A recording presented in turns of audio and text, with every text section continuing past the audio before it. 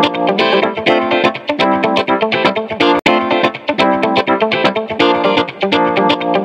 let's start the new chapter.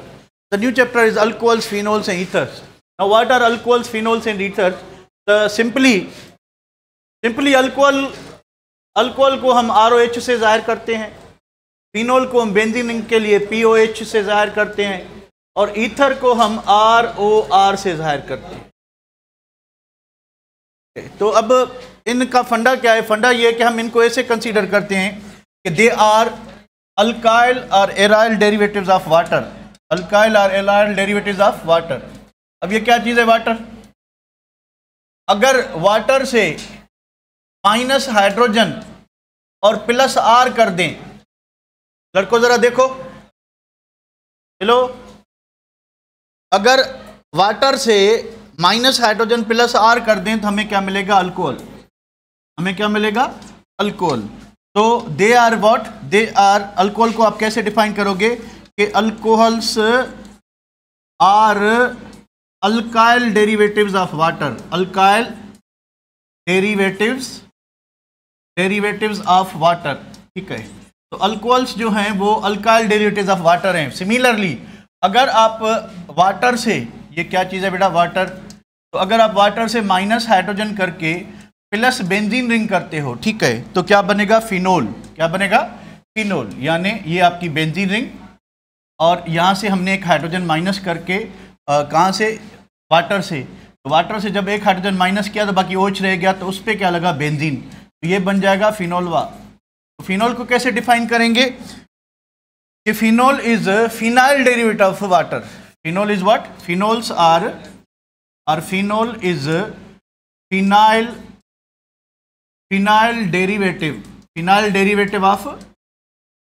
Derivative of water. तो water से अगर हम एक हाइड्रोजन निकाल के बेंजीन रिंग लगाते हैं, फिनाइल ग्रुप लगाते हैं, तो फिर क्या बन जाएगा? फिनोल। अगर एक अल्काइल लगाते हैं तो फिर क्या बन जाएगा? अल्कोहल। अगर दोनों हाइड्रोजन माइनस करते हैं, दोनों हाइड्रोजन माइनस करके प्लस 2 अल्काइल ग्रुप लगाते हैं तो ईथर बनेगा। क्या बनेगा? ROR। यानी ऑक्सीजन से दोनों हाइड्रोजन निकल गए तो हमें क्या मिला? ईथर। तो what are ether? Ethers are di alkyl derivative. Ethers are di alkyl derivatives of water. Derivatives of water. तो ये तीनों की डेफिनेशन होगी कि सारे अल्कोहल हो, फिनोल हो या ईथर हो, they are derivatives of water. Alkyl derivatives और फिनाइल डेरिवेटिव और अल्काइल डेरिवेटिव। अगर डाई अल्काइल डेरिवेटिव कौन है? ईथर। मोनो अल्काइल डेरिवेटिव कौन है? अल्कोहल। फिनाइल डेरिवेटिव कौन है? फिनोल। ठीक है, तो तीन ही कैटेगरीज हैं, अल्कोहल, फिनोल और ether. Ether die alkyl derivative है। तो दोनों वाटर के अगर दोनों हाइड्रोजन हम रिप्लेस करके 2 अल्काइल ग्रुप लगाते हैं तो ईथर बनेगा। एक हाइड्रोजन रिप्लेस करके अल्काइल ग्रुप लगाते हैं तो अल्कोहल बनेगा। अगर एक हाइड्रोजन रिप्लेस करके वाटर से वहां पे फिनाइल रिंग लगाते हैं, बेंजीन रिंग लगाते हैं तो फिनोल बनेगा। अब इन तीनों की जो स्ट्रक्चर है, स्ट्रक्चर को यहीं पे डिस्कस करते चलें। तीनों की स्ट्रक्चर वाटर जैसी है। अब वाटर में ऑक्सीजन जो है उसके पास 2 लोन पेयर होते हैं, एक लोन पेयर और दूसरा लोन पेयर। तो इसमें जो ऑक्सीजन है वो sp3 हाइब्रिडाइज होता है। ऑक्सीजन क्या होता है? sp, क्योंकि हमने एक्टिव सेट काउंट करने होते हैं, वो 4 हैं। तो वाटर की जो इलेक्ट्रॉनिक अरेंजमेंट है वो टेट्राहेड्रल है, ठीक है। सिमिलरली अगर आपके पास अल्कोहल है तो अल्कोहल में भी क्या होगा कि ये भी बेंट स्ट्रक्चर होगी इसकी, कि वाटर भी बेंट है। तो फिनोल जो है, फिनोल भी क्या होगा? बेंट होगा। और ईथर भी क्या होगा? बेंट होगा। तो ये सारे वाटर की तरह इनकी स्ट्रक्चर होती है। ये बेंट और एंगुलर होते हैं, बेंट और एंगुलर होते हैं, ठीक है। तो अच्छा, दूसरी बात क्या चीज़ है? तो ऑक्सीजन सब में क्या है? ऑक्सीजन सब में sp3 हाइब्रिडाइज्ड है। sp3 हाइब्रिडाइज्ड और sp3 हाइब्रिडाइज्ड। तो यही मुकाते चलते हैं। तो वाटर में जो ऑक्सीजन और हाइड्रोजन बांड है, सिंगल बांड है, तो कौन सा बांड होगा? सिग्मा। बताएं कौन सी ओवरलैपिंग से बनेगा? sp3 किसकी? ऑक्सीजन की। और s ऑर्बिटल किसकी? हाइड्रोजन की। सिमिलरली अब ये अल्काइल ग्रुप है। अल्काइल ग्रुप कहाँ से बनता है? अल्केन से। अल्केन के सारे कार्बन क्या होते हैं? sp3। तो ये कार्बन जो होगा ये sp3 होगा, ऑक्सीजन भी sp3। तो कार्बन, ऑक्सीजन और हाइड्रोजन ये बांड हैं। तो इसकी sp3, इसकी sp3 और इसकी s ऑर्बिटल। तो बताएं कार्बन ऑक्सीजन बॉन्ड कैसे बनेगा।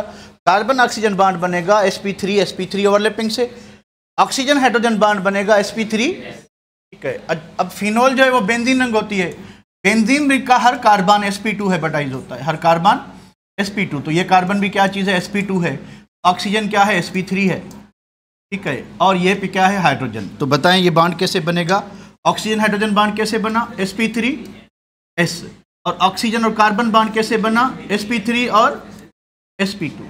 क्लियर है, क्लियर है। ये कार्बन sp2, ऑक्सीजन sp3, ठीक है बेटा।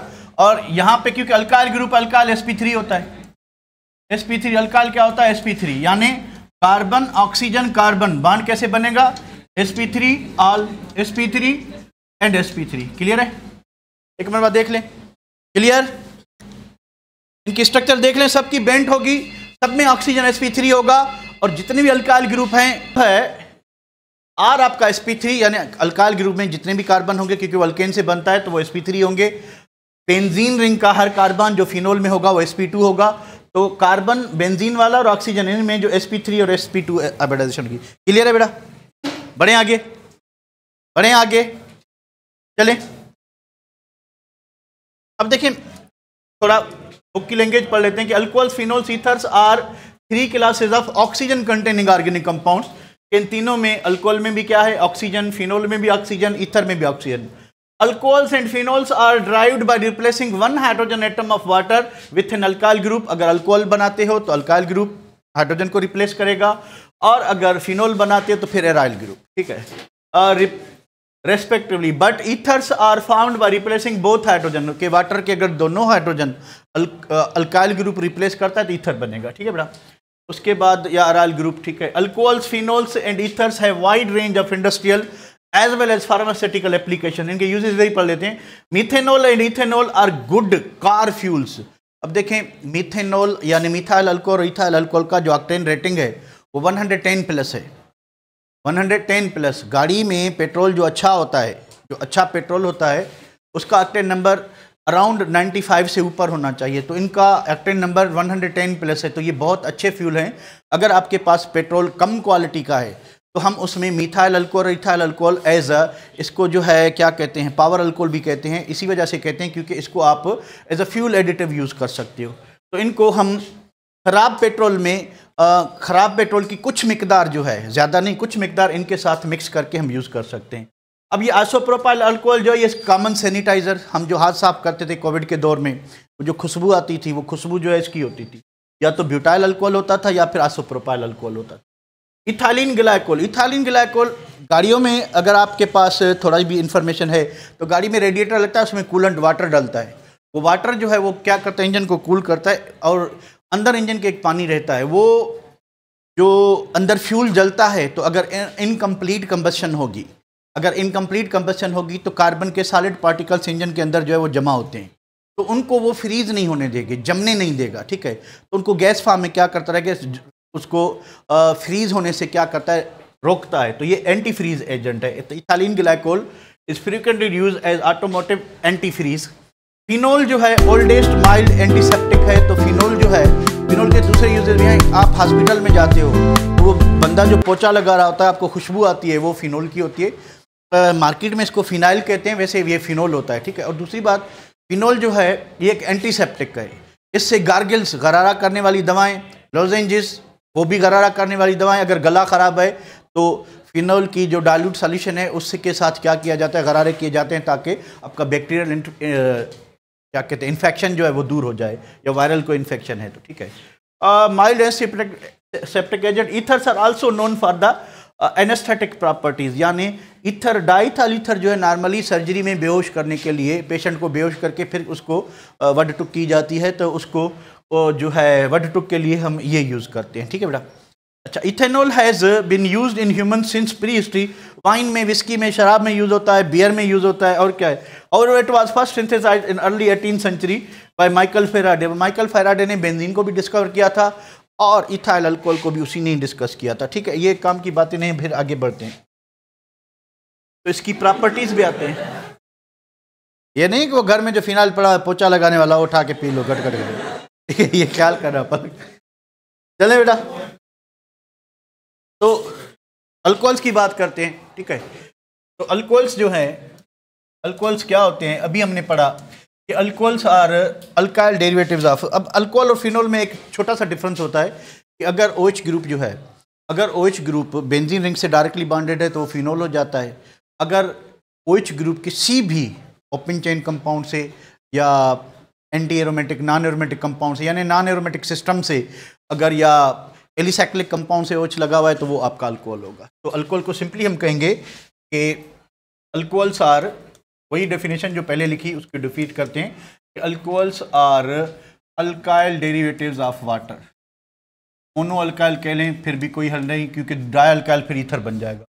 Mono alkyl derivatives of water, derivatives of water, यानी ये बनेगा कैसे? इसको बनाने के लिए क्या करेंगे कि हमारे पास वाटर में आप क्या करोगे कि -H प्लस क्या करोगे R, तो बन जाएगा क्या? अल्कोहल। ये क्या बन गया? अल्कोहल। अब अल्कोहल जो है, अल्कोहल्स की वैरायटी होती है। जैसे हमने अल्काइल हैलाइड पढ़ा था कि मोनोहेलो अल्केन्स होते हैं, डाइहेलो अल्केन्स होते हैं, ट्राइहेलो अल्केन्स होते हैं, पॉलीहेलो अल्केन्स होते हैं। तो अल्कोहल्स को भी इसी तरह से क्लासीफाई किया जाता है। मोनोहाइड्रिक अल्कोहल यानी जिसमें एक OH हो, डाइहाइड्रिक अल्कोहल जिसमें 2 अल्कोहल हो, ट्राइहाइड्रिक अल्कोहल जिसमें 3 अल्कोहल। ठीक है, फिर मोनोहाइड्रिक अल्कोहल को जो है फर्दर क्लासीफाई किया जाता है। तो इसकी क्लासिफिकेशन कर लेते हैं। तो अल्कोहल्स में भी क्या हो सकते हैं? अल्कोहल्स में भी मोनोहाइड्रिक जिनमें एक OH हो, ठीक है, मोनोहाइड्रिक हैविंग 1 OH, और डाइहाइड्रिक जिसमें 2 OH हो तो ग्लाइकोल्स कहते हैं, और ट्राइहाइड्रिक इनको ग्लाइसरोल कहते हैं, और polyhydric.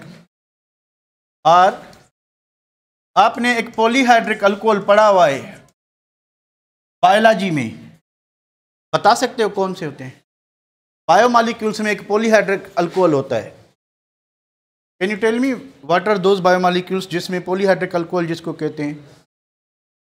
These are the carbohydrates, these are the carbohydrates are polyhydric aldehydes और कीटोन, या पॉलीहाइड्रोक्सी अल्डिहाइड और कीटोन कहते हैं। तो कम से कम 2 OH होंगे किसी भी, इसमें कार्बोहाइड्रेट में कम से कम 2 OH होंगे और एक अल्डिहाइड और कीटोन ग्रुप हो। तो कम से कम जो कार्बोहाइड्रेट होता है उसमें 3 कार्बन होते हैं। ग्लाइसरोल से शुरुआत होती है उसकी, ठीक है, ग्लाइसराइल अल्डिहाइड से, सॉरी। तो अल्कोहल में भी मोनोहाइड्रिक कि इसमें एक OH हो सकता है, एक OH, इसमें 2 OH हो सकते हैं, इसमें 3 OH हो सकते हैं, और इसमें 3 से ज़्यादा हो सकते हैं। चलें इस बात को आगे बढ़ाते हैं। तो अल्कोहल्स क्या हो सकते हैं बेटा? Alcohols monohydric number 1। मोनोहाइड्रिक किसको कहेंगे? इसमें एक OH हो। They are further classified into primary alcohol, monohydric alcohol, जैसे monohalo alcohol primary secondary tertiary थे, सेकेंडरी अल्कोहल होते हैं ये, and what they are tertiary alcohol. तो मोनोहाइड्रिक अल्कोहल जिसमें एक OH होगा, इनको हम कहते हैं, फर्दर क्लासीफाई करते हैं primary secondary tertiary, depending upon what, depending on single factor के OH ग्रुप जो है, अगर प्राइमरी कार्बन पे जुड़ा हुआ है तो हम कहेंगे प्राइमरी अल्कोहल है, अगर सेकेंडरी पे तो सेकेंडरी अल्कोहल है, टर्शियरी पे तो टर्शियरी अल्कोहल। एक एक एग्जांपल कर लें, क्योंकि इसका नामांकन ऑलरेडी हमने किया हुआ है। Ethyl alcohol is an example of, देख लें जरा गौर से, तो OH ग्रुप जिस कार्बन से लगा हुआ है, इस कार्बन से, ये प्राइमरी या सेकेंडरी या टर्शियरी है? तो ये प्राइमरी हो गया, ठीक है। तो आपके पास अगर 2 ब्यूटेनॉल है,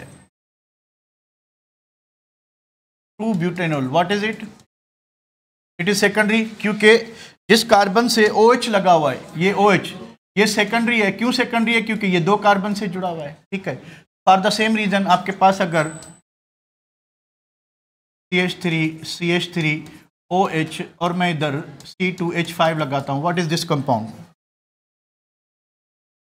इज इट टर्शियरी? OH को देखें, इस कार्बन के साथ लगा, ये कार्बन 3 दूसरे कार्बन के साथ है, तो ये टर्शियरी है। कौन सा टर्शियरी है? कार्बन काउंट करें, 3 3 और 2 5, tertiary pentyl alcohol, tertiary pentyl alcohol, ठीक है बेटा।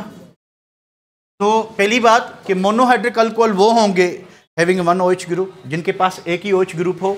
तो इन मोनोहाइड्रिक अल्कोहल को क्या कहेंगे कि हैविंग वन OH ग्रुप। ऐसे अल्कोहल्स जिसमें एक ही OH ग्रुप हो, तो इनका जनरली रिप्रेजेंट कैसे करेंगे? ROH।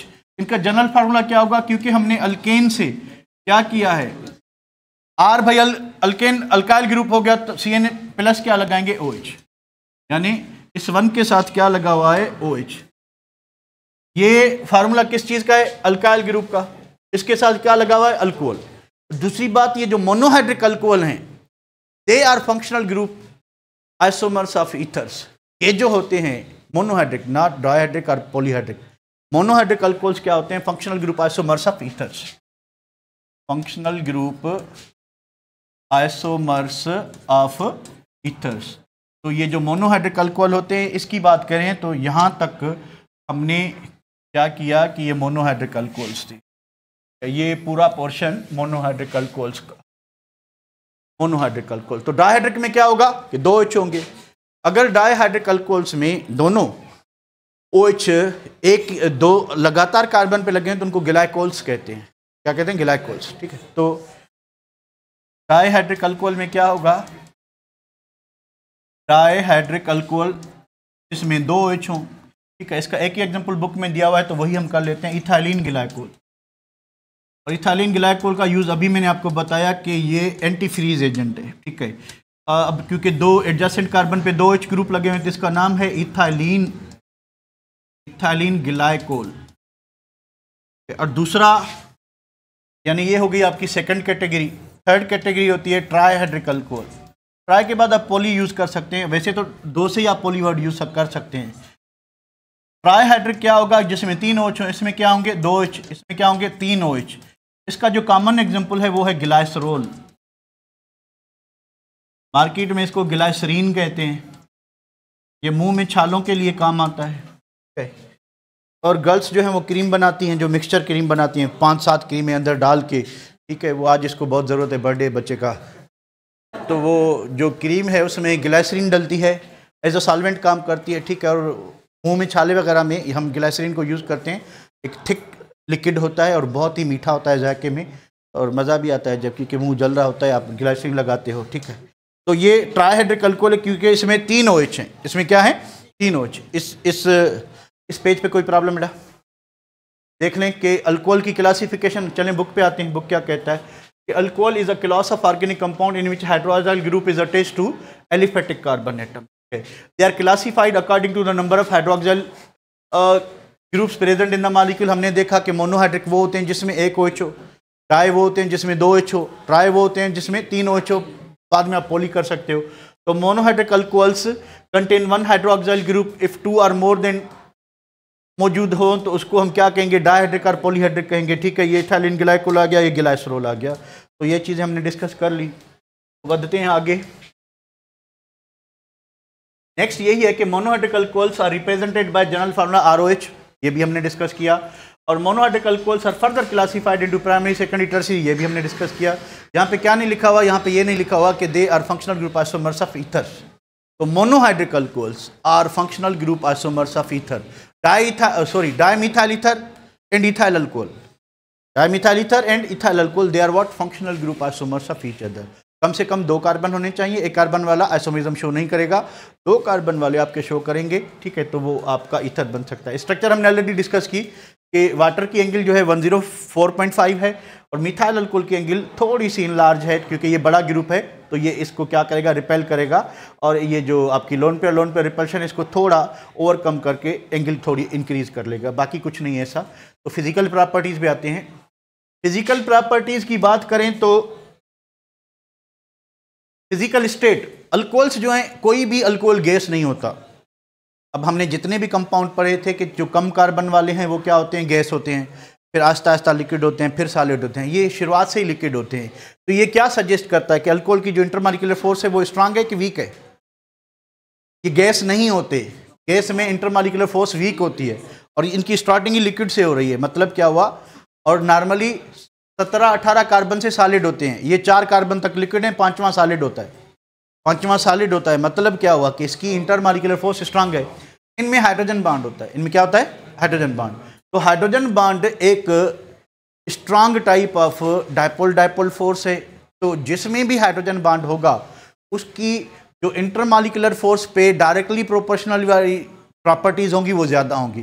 तो melting point, boiling point, viscosity, surface tension, these are some properties which are directly proportional to intermolecular force. तो इनकी इंटरमॉलिक्यूलर फोर्स क्या होती है, ज़्यादा होती है, स्ट्रांग होती है। तो alcohols of lower molecular mass up to butanol और कलरलेस लिक्विड। अच्छा, इनके जो लोअर मेंबर्स हैं, इन बुक में नहीं लिखा, उनकी बर्निंग टेस्ट होती है। मिथाइल अल्कोहल जहर होता है, पॉइजन होता है। अगर मिथाइल अल्कोहल बंदा शराब समझ के पी ले तो लुढ़क जाएगा। तो आप अक्सर सुनते होंगे, टेलीविज़न में खबर आती रहती है, न्यूज़पेपर में, इतने बंदे नकली शराब पीते हुए मर गए। अब वो क्यों मर गए, क्योंकि उसमें मिथाइल अल्कोहल। तो मिथाइल अल्कोहल को हम यूज़ करते हैं, इथाइल अल्कोहल को मिसयूज़ ना किया जाए, ड्रिंकिंग के लिए यूज़ ना किया जाए, एज अ सिरप और एज अ जो है शरबत या एज अ शराब यूज़ ना किया जाए। तो उसमें मिथाइल अल्कोहल डालते हैं उसको डीनेचर करने के लिए। तो जब इथाइल अल्कोहल में मिथाइल अल्कोहल आ जाएगा तो उसको डीनेचर्ड अल्कोहल कहते हैं, और वो एक पॉइजन होता है, जहर होता है। ठीक है, अगर वो बंदा पिएगा तो ऊपर चला जाएगा। तो इनको कैरेक्टरिस्टिक स्मेल होती है और बर्निंग टेस्ट होती है। They have characteristic smell and burning test.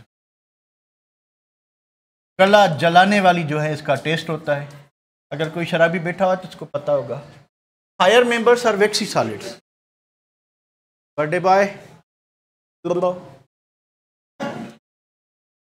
तो higher members are what, waxy solids. तो जो बड़े मेंबर हैं वो वैक्सी सॉलिड होंगे, क्योंकि ऑर्गेनिक कंपाउंड जो है उनमें कितनी भी स्ट्रांग फोर्स हो पर इंटरमॉलिक्यूलर फोर्स है, और इंटरमॉलिक्यूलर फोर्स जो है वो वीक फोर्स होती है, सेकेंडरी फोर्स है, ट्रू केमिकल बॉन्ड नहीं है। इस वजह से क्या होगा, तो जी मिथाइल अल्कोहल की स्ट्रक्चर क्या होगी, मिथाइल अल्कोहल की यही स्ट्रक्चर है ना, ये CH3, ये ऑक्सीजन और ये OH। अल्कोहल की आधा जनरल वही है ना बेटा, इसकी चेंज तो नहीं होगी। बॉइलिंग पॉइंट की बात करें कि बॉइलिंग पॉइंट ऑफ अल्कोहल्स जो है much higher than the alkanes, क्योंकि अल्केन्स नॉन पोलर होते हैं। लंडन डिस्पर्शन फोर्स, कमज़ोर से कमज़ोर फोर्स, और ये पोलर होते हैं और उनमें स्ट्रांग से स्ट्रांग जो है वो हाइड्रोजन बॉन्ड है। तो स्ट्रांग फोर्सेस होने के लिए इसकी जो बॉइलिंग पॉइंट है वो अल्केन से बहुत ही ज़्यादा होगी। दूसरी बात कह रहा है कि बॉइलिंग पॉइंट जो है वो ब्रांचिंग, हमने ऑलरेडी पढ़ा था अल्केन में भी कि ब्रांचिंग बढ़ाने से बॉइलिंग पॉइंट क्या होती है, कम होती है। तो स्ट्रेट चेन कंपाउंड की बॉइलिंग पॉइंट ज़्यादा होगी, किससे, ब्रांच चेन। तो एविडेंस के लिए यहाँ पे देख लें कि इथेनॉल की बॉइलिंग पॉइंट ये, जैसे जैसे कार्बन बढ़ते जाएंगे बॉइलिंग पॉइंट बढ़ती जाएगी, जैसे ब्रांचिंग बढ़ेगी बॉइलिंग पॉइंट कम होती जाएगी। तो प्रोपेनॉल की ज़्यादा है, ठीक है। आइसोप्रोपेनॉल की देखें इससे कम है, एक ब्रांच आ गई तो बॉइलिंग पॉइंट क्या हो गई, कम हो गई, ठीक है। एन ब्यूटेनॉल 117, आइसोब्यूटेनॉल एक ब्रांच आने से अगेन बॉइलिंग पॉइंट क्या हो गई, कम हो गई। तो ब्रांचिंग से सरफेस एरिया कम होता है, सरफेस एरिया कम होने से लंडन डिस्पर्शन फोर्स क्या होती है, कम होती है। हाइड्रोजन बॉन्ड तो सेम ही रहेगा, पर लंडन डिस्पर्शन फोर्स क्या हो जाएगी, वीक हो जाएगी due to decrease in surface area. तो ये बात हो गई, ठीक है बेटा। सॉल्युबिलिटी की बात करें तो जितना कोई भी पोलर कंपाउंड है जितना छोटा होगा, जितनी अल्काइल ग्रुप की चेन छोटी होगी वो ज़्यादा डिजोल्व होगा, वो ज़्यादा डिजोल्व होगा, क्योंकि जो कार्बन वाला पार्ट है, कार्बन वाला पार्ट नॉन पोलर पार्ट होता है, हाइड्रोफोबिक पार्ट होता है, वाटर रिपेलेंट पार्ट है, वाटर को अट्रैक्ट नहीं करता। तो जितना वो पार्ट आप बढ़ाते जाएंगे तो उसका जो पोलर साइट है, जो हाइड्रोफिलिक साइट है, ठीक है, तो हाइड्रोफिलिक साइट की जो वाटर तक एक्सेस है उसको क्या करेगा, वो रुकावट डालेगा। तो सॉल्युबिलिटी को क्या करेगा, कम करेगा, ठीक है। तो जैसे जैसे alcohols are generally soluble in water since they form hydrogen bond with water molecules, however solubility decreases as number of alkyl groups what क्या होगा, इंक्रीज होगा। नंबर ऑफ कार्बन एटम्स जैसे जैसे आप इंक्रीज करते जाओगे या number of alkyl groups increase करते जाओगे अल्फा कार्बन पे, तो क्या होगा कि सॉल्युबिलिटी कम होती जाएगी। कोई दिक्कत, एक बार मैं रिपीट कर लूँ, इनकी बॉइलिंग पॉइंट इस वजह से अल्केन से बहुत ज़्यादा होती है क्योंकि इनकी इंटरमॉलिक्यूलर फोर्स वेरी स्ट्रांग होती है। अब ये सब में सेम ट्रेंड है कि जैसे जैसे होमोलॉगस सीरीज में नंबर ऑफ कार्बन एटम्स बढ़ते जाएंगे, नंबर ऑफ कार्बन एटम्स बढ़ते जाएंगे, तो बॉइलिंग पॉइंट हो या मेल्टिंग पॉइंट हो इंक्रीज होती जाएगी। फिर ब्रांचिंग बढ़ने से क्या होता है कि बॉइलिंग पॉइंट कम होती है। तो boys and girls, acidity of alcohols, alcohols बहुत ही कम एसिडिक होते हैं, वाटर से भी इनकी एसिडिटी कम होती है। एसिडिटी, अब स्ट्रांग एसिड हम कार्बोक्सिलिक एसिड में पढ़ेंगे, पर थोड़ा सा आपको आइडिया दे दूं, एसिड कौन सा स्ट्रांग होगा। स्ट्रांग एसिड जो है स्ट्रांग एसिड वो होता है, कौन सा होता है स्ट्रांग एसिड, जिसका के ए ज्यादा हो, लार्ज के। के क्या होता है, K is what, degree of ionisation, degree of ionisation, यानी जब आप एसिड को पानी में डिसॉल्व करो तो वो ज्यादा से ज्यादा आयोनाइज हो। तो ऐसा स्ट्रांग एसिड कौन सा होगा, स्ट्रांग एसिड वो होगा जिसका के ज्यादा हो। के क्या है कि जब आप किसी एसिड को पानी में डिसॉल्व करते हो तो वो हाइड्रोजन आयन देता है, जितने ज्यादा हाइड्रोजन आयन देगा, जितने ज्यादा हाइड्रोजन आयन देगा उतना ज्यादा स्ट्रांग होगा, ठीक है। अच्छा, उसका पीके जो है वो लो होना चाहिए, लो पीके, यानी K and pK they are inverse of each other. अगर के ज्यादा होगा तो पीके क्या होगा, स्मॉल होगा। तो पीके जो है वो जितना स्मॉल होगा, ठीक है, उतना एसिड क्या होगा, स्ट्रांग होगा। अब अल्कोहल का जो पीके है, इधर देखें जरा, अल्कोहल का जो पीके है वो 15 है, वाटर का होता है 14, यानी वाटर इससे भी ज्यादा स्ट्रांग एसिड है, पर ये वाटर से भी कम है। एसिड स्ट्रांग कौन सा होगा, एसिड स्ट्रांग वो होगा जिसका के ज्यादा हो। व्हाट इज के, तो जब आप किसी भी एसिड को पानी में डिसॉल्व करते हो, फॉर एग्जांपल हमारे पास कोई भी एसिड है, H A is any acid, हमने इसको पानी में डिसॉल्व किया, हमने इसको पानी में डुबोया, गोते दिए, उसके बाद हाइड्रोजन आयन और एनाइन बना, ठीक है, इसको हम कॉन्जुगेटेड बेस कहेंगे। कल हमने कॉन्जुगेटेड एसिड पढ़ा था, क्योंकि अमोनिया बेस था, उसका एसिड बनेगा तो इसका क्या बनेगा, बेस। अब ये जितना आयनिक प्रोडक्ट ज्यादा होगी उतना के क्या होगा, ज्यादा होगा। तो जितनी, यानी स्ट्रांग एसिड वो होगा जो जितना जल्दी और जितने ज्यादा हाइड्रोजन आयन दे, तो जिसका के ज्यादा होगा वो स्ट्रांग एसिड होगा। और के और पीके एक दूसरे के इनवर्स होते हैं, पीके जो है वो लो होना चाहिए, ठीक है, पीके लो होना चाहिए, और क्या होना चाहिए, और बाकी बहुत से फैक्टर हैं, यहां पे मिक्स नहीं करते यार। तो इधर आए, तो alcohols are generally classified as weak acids. अब वीक तो खाली तो वीक नहीं है, ये वेरी वेरी वीक एसिड्स हैं, वाटर से भी इनकी एसिडिटी कम है, वाटर का जो पीके है वो 14 है, इनका उससे भी कम है। Due to their ability to donate proton to a strong base, अब वेरी स्ट्रॉन्ग बेस होना चाहिए, वीक बेस को ये प्रोटॉन डोनेट नहीं करेंगे, तो क्योंकि इनसे हाइड्रोजन रिप्लेस होता है, इस वजह से इनको हम एसिड कहते हैं। पर एसिड से ज़्यादा ये बेसिक प्रॉपर्टी शो करते हैं, एसिड से ज़्यादा ये बेसिक प्रॉपर्टी शो करते हैं। The acidity of alcohol is determined by the stability of resulting alkoxide ion, यानी अगर आपके पास अल्कोहल है, ठीक है, देखें हमारे पास ये अल्कोहल है, ठीक है, अल्कोहल को हमने पानी में डिबोया और इसने क्या दिया, अल्को ऑक्साइड आयन दिया, प्लस क्या दिया, हाइड्रोजन आयन। अब जितना ये अल्को ऑक्साइड आयन स्टेबल होगा, जितना ये अल्को ऑक्साइड आयन स्टेबल होगा, तो ये वापस डीआयोनाइज नहीं होगा, आयोनाइज वाली साइड ही रहेगा। तो जितना ये स्टेबल होगा तो उतना अल्कोहल क्या होगा, स्ट्रॉन्ग एसिड होगा, पर इसकी स्टेबिलिटी बहुत ही कम होती है एज कंपेयर टू फिनोल। अगर फिनॉक्साइड आयन बनता है तो फिनॉक्साइड आयन में क्या होगी, रेजोनेंस होगी, उसकी नेगेटिव चार्ज जो है वो डिस्ट्रीब्यूट हो जाती है रिंग में। इसमें क्योंकि रेजोनेंस नहीं हो रही तो ये कम स्टेबल होता है, तो इसकी जो एसिडिटी है फिनोल की 10 होती है, इसकी कितनी है 15.5 और 16 है अराउंड, ठीक है।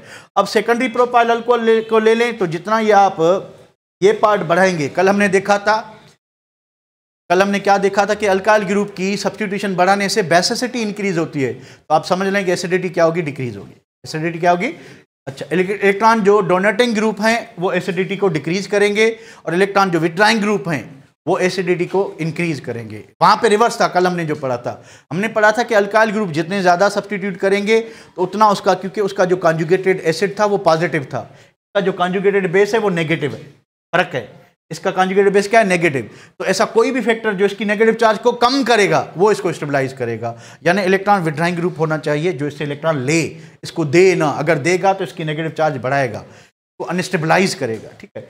तो इसकी जो एसिडिटी है, ये हम एसिडिटी जो असल में टॉपिक है वो है कार्बोक्सिलिक एसिड में, इसको जस्ट हम कंपेयर करें, तो जितना आप अल्काइल ग्रुप बढ़ाते जाएंगे तो एसिडिटी क्या होती जाएगी, कम होती जाएगी, ठीक है। तो आप नोट करें, तो जैसे जैसे कार्बन बढ़ रहे हैं या ब्रांचिंग बढ़ रही है, तो ब्रांचिंग बढ़ने से एसिडिटी क्या हो रही है, कम हो रही है, ठीक है। अच्छा, इसको एक मरतबा पढ़ लें, बुक से पढ़ लें, यहाँ से इवन बोर्ड से पढ़ सकते हैं, यहाँ से पढ़ लें, कोई प्रॉब्लम है पूछ लें, फिर आगे बढ़ते हैं। एक मरतबा पढ़ लें बेटा, शाबाश बच्चों को, अपने बुक से पढ़ें।